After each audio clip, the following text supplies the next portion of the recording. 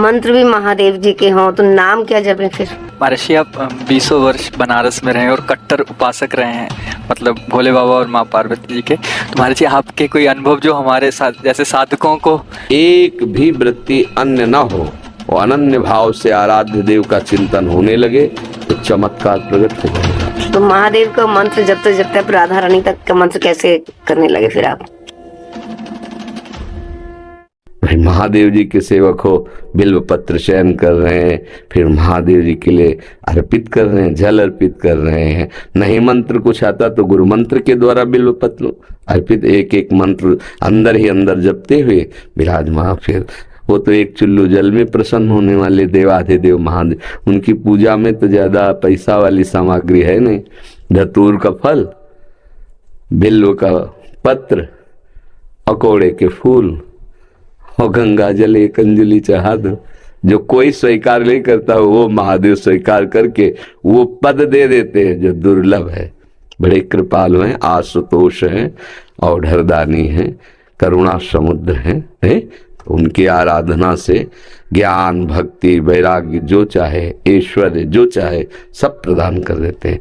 और परम महान वैष्णवाचार्य भी हैं, समस्त वैष्णवों के गुरु हैं, ज्ञानियों के भी गुरु हैं और भक्तों के भी गुरु हैं। भगवान शंकर परम वैष्णवाचार्य हैं।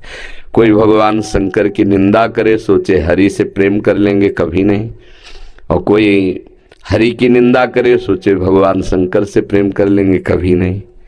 परस्पर बड़ा अनुराग है हरि हर का। तो जो हरि का भक्त होगा वो हर का भक्त होगा, जो हर का भक्त होगा वो हरि का आदर करेगा। क्योंकि इष्ट प्रियता, इष्ट को क्या प्रिय है? देखो गंगा जल माथे पे धारण किए, हरि का चरणामृत है, तो हरि को देखो रामेश्वर की स्थापना करके वो आराधना कर रहे हैं परस्पर। तो ऐसे भक्त उपासक को चाहिए वैष्णवों को नमन करे, क्योंकि हरि भक्त है और इनके नमन करने से हर प्रसन्न होंगे। और महादेव जी को, महादेव जी के जनों को नमस्कार करे, इनके प्रसन्न होने से हमारे हरि प्रसन्न हो जाएंगे। भगवान श्री राम अयोध्या वासियों को बैठाल कर एक बार कहा कि ये मैं राजा के रूप में आदेश नहीं कर रहा हूँ, बड़ी प्रियता से कह रहा हूँ, सबसे हाथ जोड़ के कह रहा हूँ। और वो एक गुपुत मत सबहि कहो कर जोरी, शंकर भजन बिना नर भगति न पावे मोरी। अयोध्या वासियों से कहा मैं हाथ जोड़कर सबसे कहता हूँ, राजा रूप में हाथ जोड़ने की तो जरूरत है नहीं, ये मैं आदेश नहीं कर रहा हूँ, ये विनय कर रहा हूँ। यदि कोई मेरी प्रीति चाहता है, भक्ति चाहता है, तो भगवान शंकर की कृपा आवश्यक है। बिना भगवान शंकर की कृपा के कोई मेरी विशुद्ध भक्ति नहीं प्राप्त कर सकता। और एक गुप्त मत सबई कहो कर जोरी, शंकर भजन बिना नर भगति न पावे। और शिवद्रोही ममदास कहावा, सो नर मोह सपने नहीं भावा। ये तो भगवान श्री हरि की करुणा कृपा देखिए। उधर महादेव जी की, कागभूषुंड जी अनन्य थे भगवान शंकर के, पर वो हरि की अवहेलना कर देते थे, हरि की निंदा, हरि भक्तों से द्वेष कर लेते। तो भगवान शंकर ने ही साप दे दिया। मंदिर में बैठे थे, गुरुदेव पधारे, क्योंकि गुरुदेव सदैव उपदेश हरिहर का समान रूप से करते थे, ये उनको जमता नहीं था। वो गुरुदेव से द्रोह करने लगे। गुरुदेव आए तो उठकर प्रणाम नहीं किया। भगवान शंकर को असहनीय हो गया, तू हमारे धर्म की मर्यादा का नाश करता है, मेरे मंत्र दाता तेरे गुरुदेव उन्हीं का अपमान कर रहा है। जा सहस्त्र बार अजगर की योनि को प्राप्त हो, पापी तू अजगर जैसा बैठा रहा, जा। तो गुरुदेव बड़े कृपालु, उन्होंने फिर नमामि समीसान निर्वाण रूपम ये स्तुति की और कहा प्रभु अज्ञानी है। देखो कैसे गुरुदेव माता की तरह दो, ये अज्ञानी, इस पर दया कर दो। तो कहा साप तो मिथ्या नहीं होगा, पर जन्मते मरते जो दूसरे दुख होता है वो नहीं व्यापेगा और जल्दी जल्दी इसका शरीर छूट जाएगा, पर ऐसा होगा अजगर योनि को प्राप्त होगा।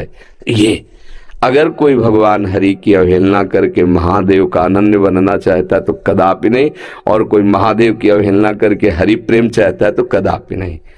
हरिहर एक ही हैं और एक दूसरे की आराधना से ये दिखाते हैं कि कैसे भक्ति की जाती है। इसलिए उठते बैठते चलते फिरते आराध्य देव का जो स्मरण है ये सबसे बड़ी साधना है। यदि इष्ट भी महादेव हो, मंत्र भी महादेव जी के हों, तो नाम क्या जपे फिर? सांब सदाशिव, सांब सदाशिव, सांब सदाशिव, राम सांब अंबा के सहित भगवान शिव, सांब सदाशिव, सांब सदाशिव। हाँ, सांब सदा, जैसे सिया राम राधे श्याम, तो सांब सदाशिव, सांब सदाशिव, सांब सदाशिव। इसमें उमा जी और भगवान महादेव जी दोनों हैं। सांब सदाशिव, अम्मा के सहित पिताजी, सांब सदाशिव, सांब सदाशिव। वो हमारे बाप है, वो हमारी अम्मा है ले, जगत माता और जगत पिता वही है। बहुत करुणामय है, पर जो दुष्टता करे तो फिर बहुत है, फिर प्रलयंकर रुद्र भी वही है ले।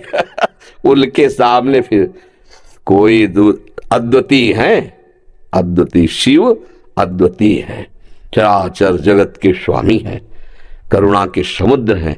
पर वो दंडता करे और हेलना करे तो फिर रुद्र है, फिर बड़े भयंकर भी हैं। इनको हाँ, इनकी सेवा पूरी सृष्टि की जो है वो लय सेवा है। जैसे ब्रह्मा रूप में आप सृजन करते, हरि रूप में पालन करते, तो रुद्र रूप में आप उसका संहार भी करते हैं। आप ही लय करते हैं, लय के अधिष्ठात्र हैं। सृष्टि के सृजन के अधिष्ठात्र ब्रह्मा जी हैं, पालन के भगवान विष्णु हरि हैं और लय के महादेव जी हैं। पर बहुत करुणामय है, बहुत करुणामय है। वो श्लोक है, कर्पूर गौरम करुणा अवतारम। साक्षात मानो करुणा ही अवतार धारण करके शिव रूप में विराज। महर्षि, आप 20 वर्ष बनारस में रहे और कट्टर उपासक रहे हैं, मतलब भोले बाबा और माँ पार्वती जी के। तो महर्षि, आपके कोई अनुभव जो हमारे साथ जैसे साधकों को? हम बस इतना ही समझते हैं कि अगर अनन्य हो जाए तो आगे का मार्ग अंदर महादेव जी खोल देते हैं। वो ज्ञान समुद्र है। बस साधक को चाहिए कि इष्ट के अनन्य हो जाए। हम कभी नहीं जानते थे वृंदावन, कभी ये सब ऐसे स्फुरित हुआ कैसा होगा वृंदावन। काशी में तुलसी घाट में बैठे हैं, बहुत बड़ा पीपल का वृक्ष है उसी के। अब ध्यान हमारा अलग है, एकदम स्फुरित होता है कैसा होगा वृंदावन। पहला स्फुरण, ये कैसे हो रहा है। फिर मन में रास की जागृति कराई गई, फिर वृंदावन भेजे गए। अपने को जब हवाले कर दिया महादेव जी के, अब वो कहाँ ट्रांसफर करते हैं, कैसे पहुंचाते हैं, ये हमने देखा है, किया नहीं है। हम तो उनके आश्रय वृत्ति में थे, उन्होंने ही किया है। उपासक को चाहिए आराध्य देव का अनन्य होकर उनकी उपासना में अपने जीवन को बेच दे। बिका हुआ जीवन, फिर जो रंग आता है वो बहुत जोर का रंग होता है। अपना महत्व, अपना अस्तित्व महादेव जी के हाथ में दे दे, फिर वो चलाते हैं, वो संभालते हैं। एक भी वृत्ति अन्य न हो, वो अनन्य भाव से आराध्य देव का चिंतन होने लगे तो चमत्कार प्रकट हो जाएगा, जीवन दिव्य हो जाएगा। बस लगा रहे। अभी तो वृत्ति गई, हट गई, फिर आई, फिर हट गई।